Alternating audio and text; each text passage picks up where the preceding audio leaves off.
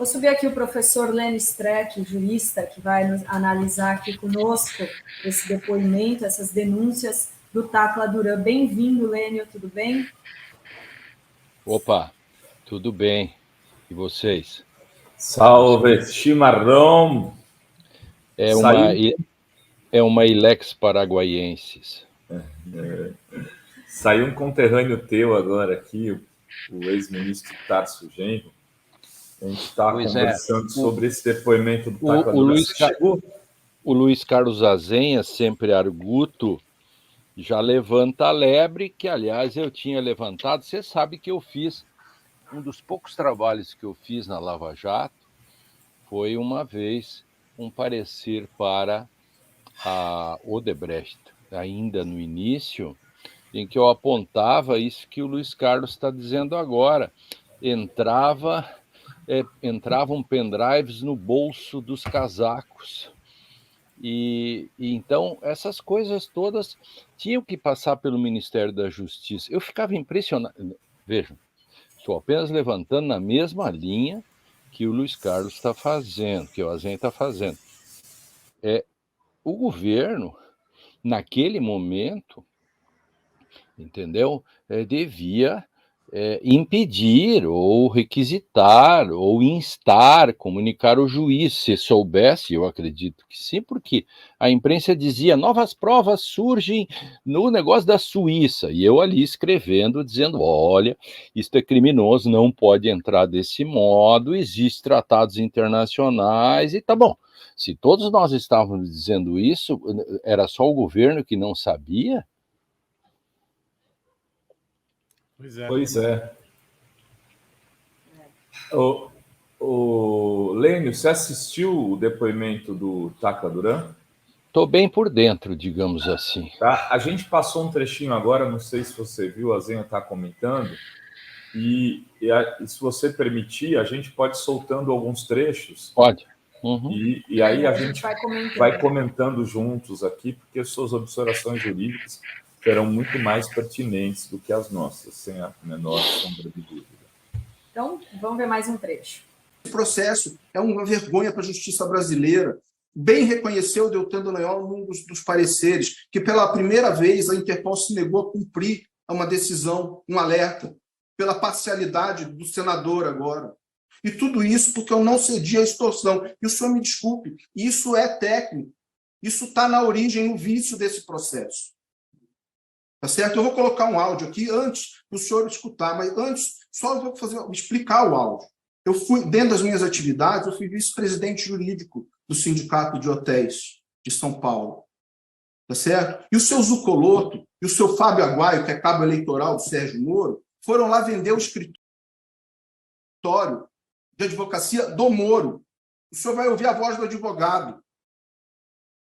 Todo mundo sabe, no mundo jurídico, inclusive quando eu contratava escritórios para a Odebrecht, que eu trabalhei lá, que isso é uma prática comercial ali praticada, doutor. E porque eu não aceitei ser extorquido e falar o português claro, que ele gosta de linguajar de cadeia, ser arregado, é que eu fui perseguido até hoje. Eu vou colocar o áudio. A voz é do doutor Sérgio Martins, advogado do Sindicato de Hotéis. E depois eu vou mandar a foto aqui pelo Zoom deles lá na porta do sindicato, no dia que eles visitaram. O diretor sindical lá na área, né? Uhum. E ele apresentou um escritório que era do Moro. Do Moro, entendeu? Sim. Então, eu fico só observando, né? Porque... Doutor, a foto dessa conversa foi aqui.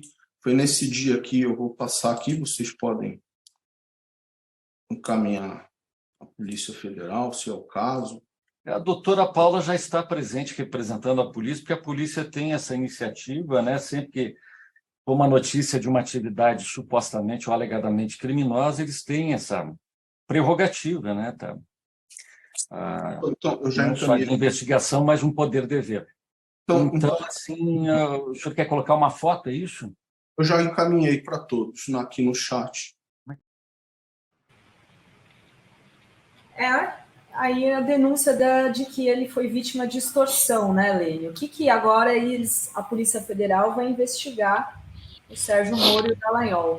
O que pode dar isso? Eles podem não, é isso. Há novas coisas aí. Agora, a Polícia Federal mesmo pode investigar, não depende do Supremo, essa é a minha opinião, porque esses fatos são todos anteriores, né?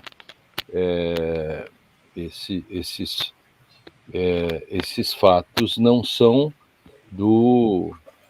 da prerrogativa de função que o Dallagnol e o Moro têm hoje, né? Não sei como vai ficar essa questão, mas tirante isso, evidentemente que existem fatos novos, documentos, enfim, além de outras questões que vão surgir que são motivo de investigação, porque pela primeira vez, e o Azenha, e você, Dri e o Rovai falavam, pela primeira vez, depois de tantos anos, um dos protagonistas finalmente é ouvido. Céus, como pode demorar tanto tempo? Isso é o mínimo, né?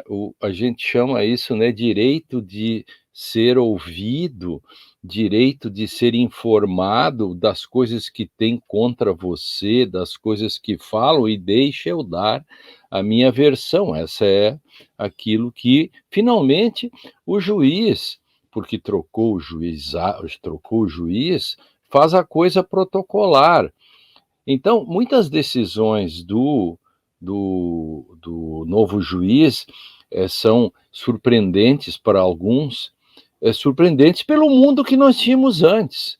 Quando você cumpre a lei no Brasil, parece estranho. Eu tenho dito que cumprir a lei no Brasil é um gesto revolucionário, é uma atitude revolucionária. Quando o juiz chega e cumpre a lei e ouve o Tacla e começa a fazer as coisas que tem que fazer, as pessoas, ó céus, o que está acontecendo? Eu disse, não, o que está acontecendo, quando o Lewandowski anula uma decisão, ou quando se discute, por exemplo, se há envolvimento daquele advogado com a mulher, com o escritório da mulher do Moro, do qual se fala toda essa questão, ali o Moro já estava suspeito da continuidade do próprio julgamento.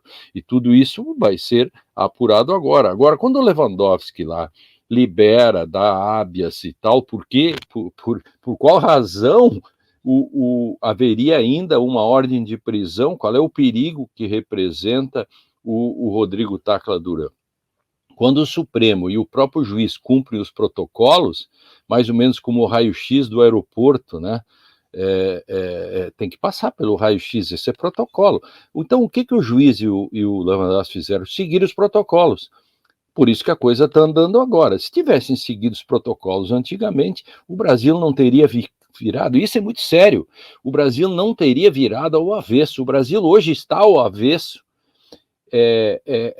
A democracia foi por um triz, tudo por causa daquilo que aconteceu naqueles verões que passaram lá em Curitiba. Bem, temos mais cortes, Dri? Temos sim, deixa eu passar aqui. Agora sobre a Gabriela Hart, né? A Gabriela Hart é um personagem que eu gostaria muito de ouvir o Lênio Streck comentar depois desse corte. Vossa Excelência pode verificar pelo próprio andamento do processo, dos autos, a posição do Ministério Público, e não só em um processo, mas principalmente nos vinculados, que não é uma situação normal. Então, a decisão de prisão, ela é derrubada pela Interpol. A doutora Gabriela Hart, um mês depois que o doutor Sérgio Moro sai da magistratura, ela tenta dar um bypass na decisão, abre um processo de prisão preventiva, eles abrem um processo de prisão preventiva, fica clandestino aí em Curitiba por 4 anos em sigilo nível 4, tá certo? Aí ninguém tem acesso praticamente. Eu só descubro fortuitamente quando eu entro nos autos em causa própria e pergunto ao doutor Bonar aonde está a decisão da Interpol comunicando que eu sou testemunha protegida com imunidade penal no 37 de Mérida. Uhum. E aí, depois de várias petições insistindo, ele vem e explica que está num outro processo. Eu falei, mas por que está em outro processo se a prisão está aqui? E aí ele pega, antes mesmo do Ministério Público se manifestar, ele, depois de 4 anos, declina a competência para São Paulo, porque era um processo vinculado a um processo que já havia ido a São Paulo. Sim. Então, assim, são diversas discussões, e as próprias conversas com autoridades estrangeiras, parte delas eu encaminhei a Vossa Excelência hoje, que demonstram a atuação parcial contra mim e que eu interpreto, e aí eu reservo de não explicar ainda nesse momento, claro, da razão que eu sofri por conta de negar, de aceitar esse tipo de situação que eu demonstrei agora, que não acontece só comigo.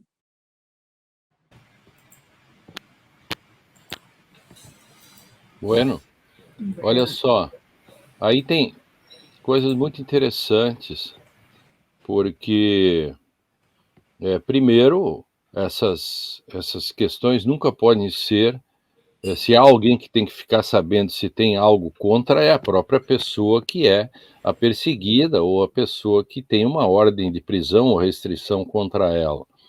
Eu diria que os fatos acontecidos depois depois da entrada em vigor da nova lei do abuso de autoridade são passíveis de crimes. Eu acho que houve crimes cometidos contra o Rodrigo Tacla Duran por abuso de autoridade no meio desse imbróglio todo, a partir da entrada em vigor da nova lei, né? Isso ainda tem que ser também apurado.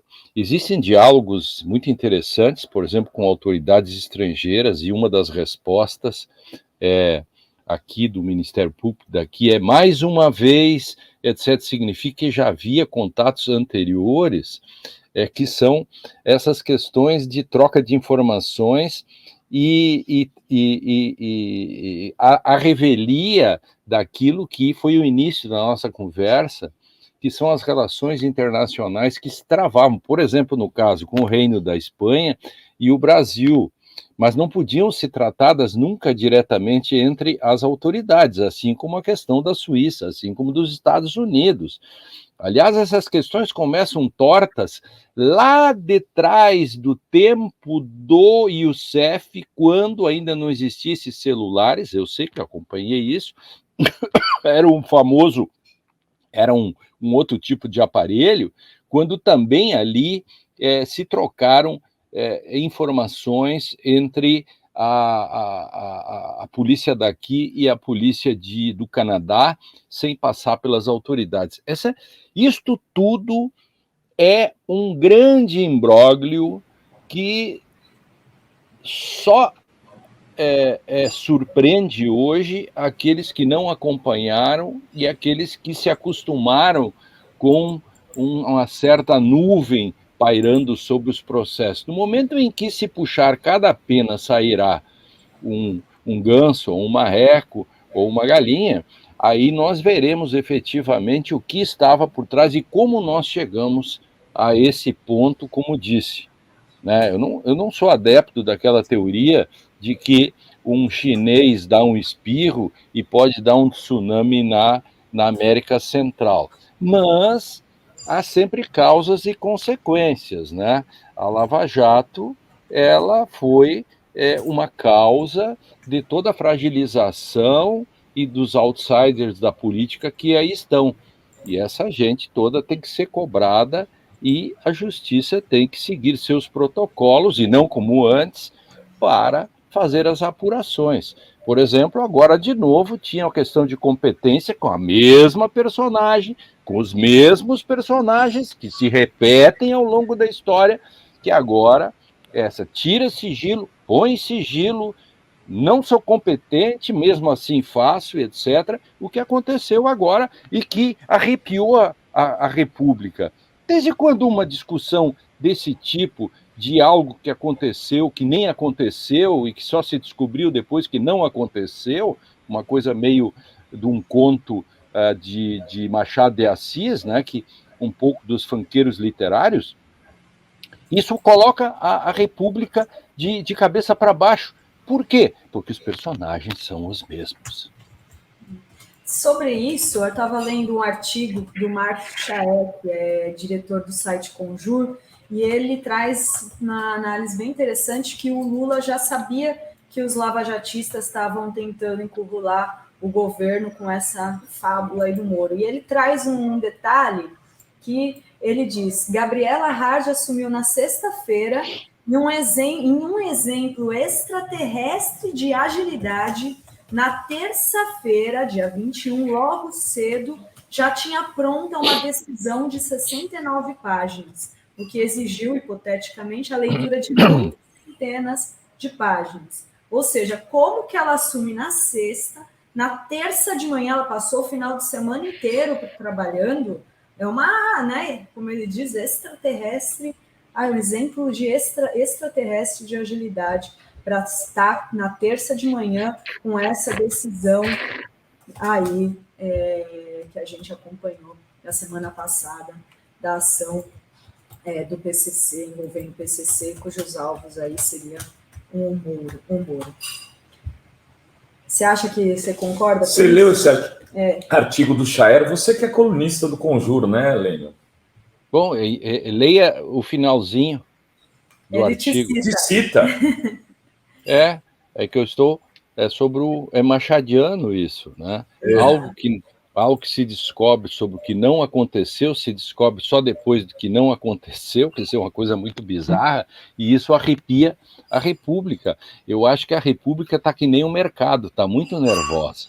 Tem que dar um Lexotan para a República, tem que dar um Lexotan para o mercado urgente, e tem que seguir atrás. O Ministério da Justiça, a Polícia Federal, etc., tem obrigação, né, de saber. Eu diria até que essas investigações têm que ir a fundo, inclusive, para descobrir como é que essas provas e outras coisas entraram via pendrive na época da Lava Jato. Como é que isso entrou no Brasil, se não pode entrar? Eu acho que eu investigaria um pouco mais longe essas questões, né? De qualquer maneira, só deixar um registro, Rovai, que a gente avançou, né? Ontem foi o depoimento com atraso, tudo bem, mas eu me lembro quando a gente estava no deserto, né? E eu lia tudo que o Lênio escrevia, era uma das poucas vozes. Lia no Conjuro os artigos do Lênio e a gente ali na super defensiva, né? A Lava Jato brilhando com aquela tubulação do Jornal Nacional, né? Aquela tubulação que não parava de sair dólar, dinheiro. E a gente avançou, de alguma forma, aos trancos e barrancos com o depoimento, finalmente, do Tacla Duran ontem. Imagina se o Tacla Duran depõe há 5 anos atrás, 4 anos atrás. Entende? Então, como é possível isso? Isso tudo a República tem que cobrar. Accountability, prestação de contas. Isso é uma questão do judiciário, do CNJ. O CNJ tem que, inclusive, abrir expedientes para ver o que passou lá. Isso é o mínimo que se espera. Desculpe, é o mínimo que se espera na República. Muito obrigado. É o mínimo que se espera na República, porque isto não trata simplesmente de ser descoberto ou não descoberto o crime. Trata-se de um fenômeno que foi tão forte que quase derrubou a democracia. Gente, o 8 de janeiro está ligado a isso. Bolsonarismo está ligado a isso. Lavajatismo, ele é anterior ao Lava Jato. Começa de 2013, plantaram o ovo, ali começou. Aliás, vamos aproveitar para divulgar. A gente está, Lênio, com uma campanha de arrecadação de doações para a gente produzir. Estamos já produzindo, com a direção do Lazenha, um documentário sobre o que aconteceu no dia 8 de janeiro, que é um dia que não pode ser esquecido, quem incentivou, por que chegou a esse ponto, um dia que, né, ameaçou um presidente recém-empossado, né, há uma semana, um governo que estava começando, incentivados por todo aquele bolso pelo Bolsonaro, o bolsonarismo. Está aqui na tela, e o Guilherme está colocando no chat, está na descrição do vídeo aqui, o link para quem puder colaborar com qualquer valor, já é bem-vindo, porque fazer um documentário bem feito exige recursos, são viagens, finalização, câmeras, edição, muito fazer um documentário realmente muito bem feito, que dê conta aí de fazer esse registro histórico desse dia. Não é, Rovaias, hein? Exatamente. Eu queria voltar ao tema lá da Gabriela. Só para dizer que eu estou à disposição aí, né? Não faça que nem o Azenha, não faça que nem a Globo News e a Globo, que nunca me entrevista. Pode deixar. E podem doar também por Pix, aqui que está aqui em cima na minha aqui, pix@revistaforum.com.br, é a chave da Revista Fórum. Vai lá. Queria voltar ao capítulo Gabriela Hart, porque o que acontece, Lene? Tem gente justificando, dizendo o seguinte, não, mas os atentados contra o Moro seriam em Curitiba. Ele foi ameaçado de ser assassinado lá, tem provas ali, documentos, inquérito. Aí, ontem eu vi, agora eu perdi aqui, eu estava tentando me recordar onde eu li, que a primeira fase, o Moro não era citado. De repente, surge a citação ao Moro na operação para levar o caso a Curitiba. Isso é gravíssimo, né, Lênio? Claro. E outra, pode tirar fora dessa cadeia de fatos, pode tirar fora até e dar de barato que ela fosse competente. Qual é o problema? Vamos supor que ela fosse competente para fazer isso, que a justiça de lá fosse competente. No que isso muda o modus operandi e do modo como foi aberto o sigilo, do modo como isso foi utilizado, como é que até Moro sabia disso, como isso foi utilizado. Ora, o governo toma suas providências via ministro da Justiça para apurar com a Polícia Federal, né, e até por ordem judicial ali, o que aconteceu. Mas, gente, isso aconteceu no passado e não aconteceu. É por isso que é a minha questão que eu coloco que o Márcio Chaer cita. Quer dizer, é uma coisa que não aconteceu, né, e que é lá do passado, mas que parece que aconteceu e foi agora. E aí, com isso, azucrina a República. É disso que se trata.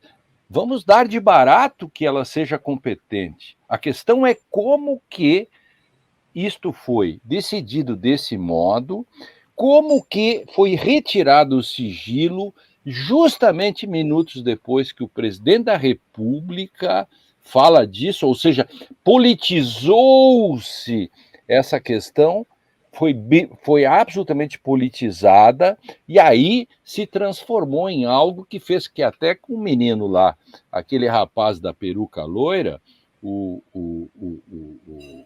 Nicolás pede o impeachment do presidente da República. Quer dizer, a República virou uma república de irresponsáveis, como se o impeachment fosse uma coisa para andar na boca de Matildes, assim, à noite para o dia. Eu peço impeachment, não, eu peço impeachment. Vamos ter um pouco de seriedade na República e quando se decreta um sigilo, isso é muito sério. Um processo que tem sigilo tem motivações. Para retirar esse sigilo, não é simplesmente um ato de vontade. Precisa ter fundamentação, e a polícia está reclamando agora de que a retirada da quebra de sigilo atrapalha as próprias investigações. Ou seja, tudo está errado nesse negócio, nessa coisa toda. Independentemente da competência ou não, embora eu esteja rodeado de bons juristas, embora eu tenha dito isso antes por intuição, e os outros fizeram depois com provas mais concretas, de que, de fato, esta é uma questão não afeta a Justiça Federal. A gente tem mais um trecho aqui, vou colocar para a gente assistir. Porque eu leio os pareceres, todos, do Ministério Público, E a sequência de pareceres do Ministério Público vê que o doutor Deltan Dallagnol, doutor Robson Possobon, doutor Júlio Carlos Mota Noronha elaboraram lá atrás, e aí a doutora Monique copiava, colava e reprisava. E o doutor, quando assumiu, claro, o senhor não conhece o caso, porque estava chegando no momento, diversas peças são os mesmos fundamentos, até iguais, são idênticos. Então, assim, não é nada pessoal, eu só estou explicando, porque, quando o senhor disse que não tem a ver, técnico, etc., o problema é que, se o senhor fizer um reprise de todos os pareceres, a maioria é copiado e colado, de peças passadas. Não há, o senhor me perdoe, na minha visão, no meu entendimento jurídico, uma fundamentação própria. É uma fundamentação que está nos autos, que vem sendo reprisada como órgão, abusando da edição do copia e cola. Então, mas não, eu entendo, é uma posição do Ministério Público. Não estou levando... Podemos devolver a palavra ao doutor Walter e ao doutor Tacla. É porque, assim, é como nós estávamos falando antes, saiu da nossa alçada. O senhor já está protegido por uma decisão da mais alta corte do país, proferida por um dos melhores ministros que por lá já passou na nossa história. Então, refoge da nossa alçada. O senhor está protegido por uma decisão do Supremo. Quem que é um dos melhores ministros que passou pela nossa... É o Lewandowski, ele se refere. O Lênio, tem alguma relevância isso que ele disse em relação a Monique Schecker, que é muito ativa, né, Rovai, nas redes sociais, fazer copia e cola? Qual a relevância de fazer copia e cola num processo longo? Tem alguma relevância? Não, na verdade, não, a não ser que você esteja fazendo... assinando peça de outros, né? Você mesmo se autocopiar, não há problema. Agora, você assinar uma peça que é feita por outro, copiando e colando, temos um problema. No plano da ética e no próprio plano daquilo que se chama de plágios. Entende? Esse problema, por exemplo, de pegar a sentença de um, copiar e colar sem citar e etc., como se fosse seu, que foi o caso da Gabriela, que deu aquele imbróglio que acabou dando em nada lá no TRF4. Nesse caso aí, o que o Rodrigo está dizendo para o jovem, para o promotor, para o procurador, ele diz, primeiro, uma complexidade como essa exigia que o Ministério Público não fizesse um agir estratégico. Isso é uma questão que não foi discutida até agora. Veja só, existe no Parlamento, e agora, esse projeto era o projeto Streck Anastasia, que o senador Anastasia, incorporou um projeto meu, pelo qual, isso dá para ir atrás, é muito importante, dá boa reportagem, e agora o senador Crivella, por incrível que pareça, veja, setores da esquerda poderiam abarcar esse projeto, e não, quem está fazendo é o senador Crivella. Por quê? Porque um dos assessores deles é um orientando meu de mestrado. Então, ele está protocolando de novo, porque terminou a legislatura, que é um projeto pelo qual se impede que o Ministério Público faça agir estratégico. Estamos copiando o Estatuto de Roma, que já está incorporado desde 2002 no Brasil.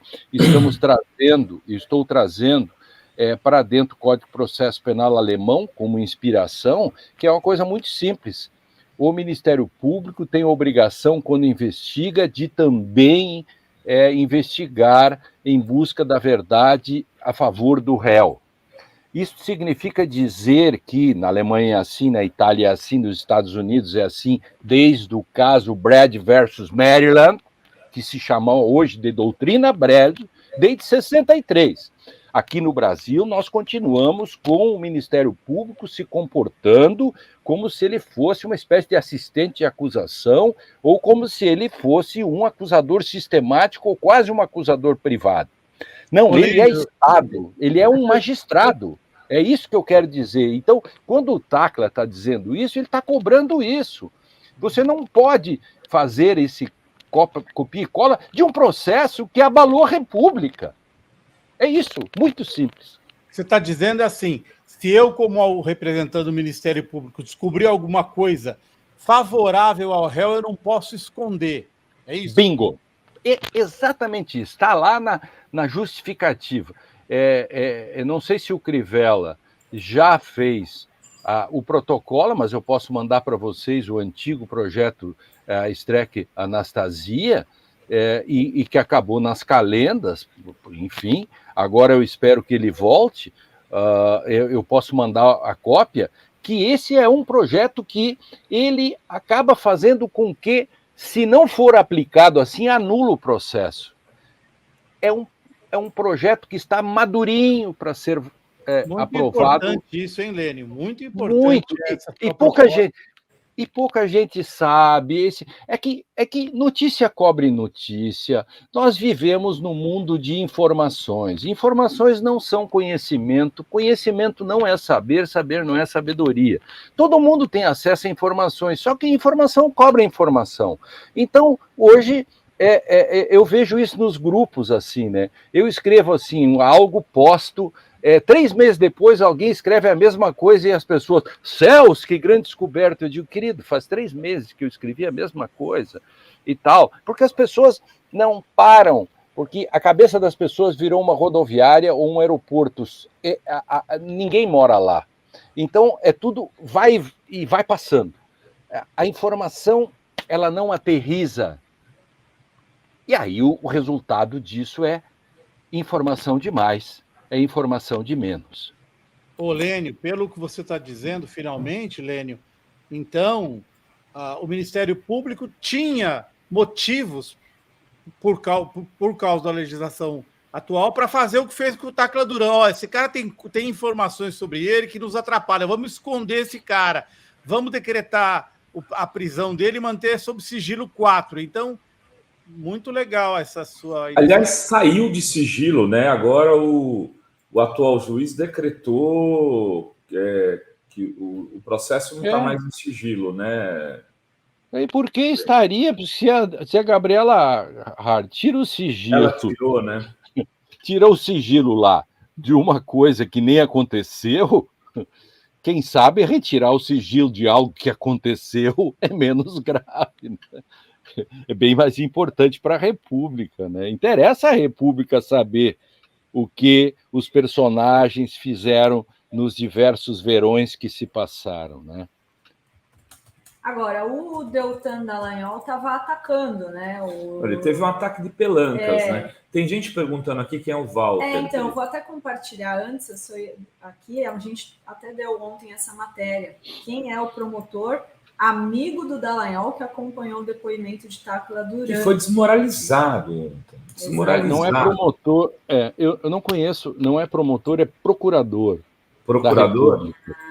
Põe aí, é procurador da República. É que promotor é no nível do Estado, procurador é no nível federal.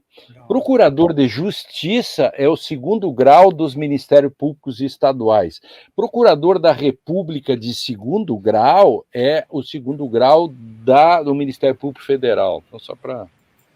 Eu ontem chegava um momento que, sabe quando você fica assim com uma certa pena da pessoa? Porque ele escorregava daqui e dali pedindo desculpas ao Tacla Duran. Ele estava constrangido. O Tacla Duran falou, não tenho nada contra você. É que você copiou as sentenças do Dallagnol. Então, os pareceres anteriores, né? Você pegava os pareceres e usava os mesmos termos. Você mal lia o que eu te encaminhava. Então, como é que eu vou dizer que você está aqui? E aí você me diz, você mesmo admite que é amigo pessoal dele. Né? Porque, veja, uma coisa que a Operação Lava Jato desnudou